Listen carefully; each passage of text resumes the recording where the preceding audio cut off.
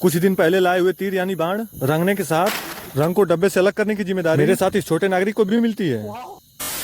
पिछले दिनों हुई अच्छी खासी बारिश के साथ आज सुबह होते ही बाहर देखा तो अच्छी खासी धूप भी हो गई और तभी यहाँ प्रशांत की भी उपस्थिति हो गई, जिनका कहना था कि कुछ दिन पहले तो हम बाण यानी तीर का इंतजाम तो अच्छे खासे कर लिए, लेकिन अब इसे सजाने का भी काम कर लेते हैं। अब कहना तो ठीक ही था, तो फिर हम साथ होकर चल देते हैं, लेकिन अब इसे सजाने के लिए हम कुछ रंग भी ले लेते हैं। फिर प्रशांत यहाँ तीर लेकर उपस्थित होते हैं और साथ में योगेश भी।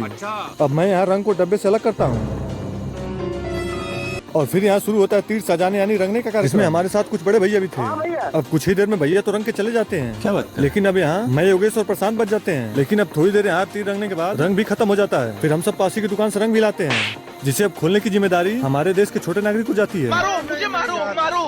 नहीं, ये मजाक हो रहा है। एक सेकंड यार, मजाक हो रहा है। अब जैसे तैसे इसे खोलने के बाद हम तीर को रंगने का कार्यक्रम आगे बढ़ाते हैं। चलो भाई। लेकिन इसे सजाना बहुत कठिन काम था, फिर भी रंगना तो पड़ेगा क्योंकि हमारे गांव का रामलीला कल यानी 22 सितंबर से शुरू हो रहा है। मजा आएगा ना। तो अब हम सब कुछ ही देर में तीर को रंगने के बाद अच्छी तरह सजा देते हैं, लेकिन अब हाथों से रंग को अलग करना काफी कठिन काम है। छूटेगा नहीं अब। तो इधर देखा तो प्रशांत अब यहाँ की सफाई में लग जाते हैं और इधर इसे रंगने के बाद सुखाने में हम लग जाते हैं।